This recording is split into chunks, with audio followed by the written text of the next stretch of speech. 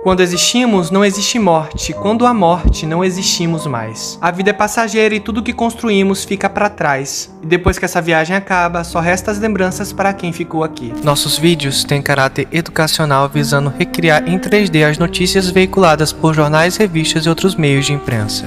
Ultimamente eu tenho trago alguns vídeos de alguns procedimentos bizarros que são feitos depois da morte, e muitos de vocês têm ficado até assustados com esses procedimentos, pois não sabiam das minúcias que aconteciam neles.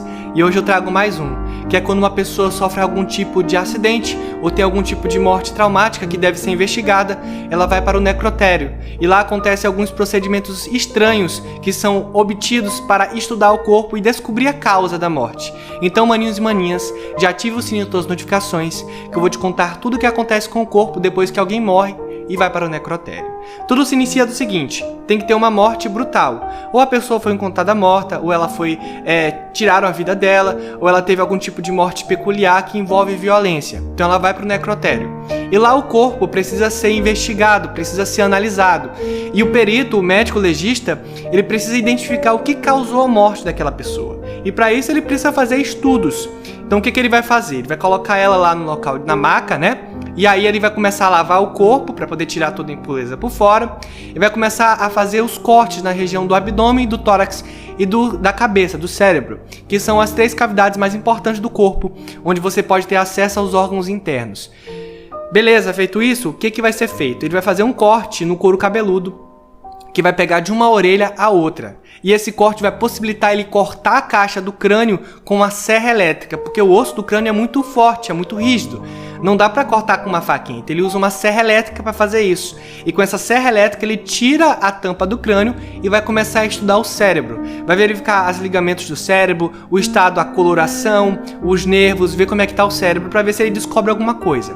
Depois ele vai fazer um corte em Y e V na caixa torácica, né, até o pubis, para poder encontrar os órgãos internos. Ele vai tirar um por um e vai lavar esses órgãos e vai analisar, fazer biópsia, fazer testes, ver a coloração, ver o estado. E baseado nisso ele vai ver onde é que tem essas lesões, né? Ele vendo onde tem essas lesões, ele faz as anotações e vai chegar a uma conclusão sobre a causa da morte. Depois de tudo isso feito, o corpo precisa ser velado, enterrado, né? Alguns até fazem a cremação do corpo. Então o que precisa ser feito? Esses órgãos que foram tirados precisam voltar para dentro do corpo. Então eles voltam com os órgãos para dentro do corpo humano, costuram tudo lá, deixam todos bem posicionados, limpos, higienizados, né?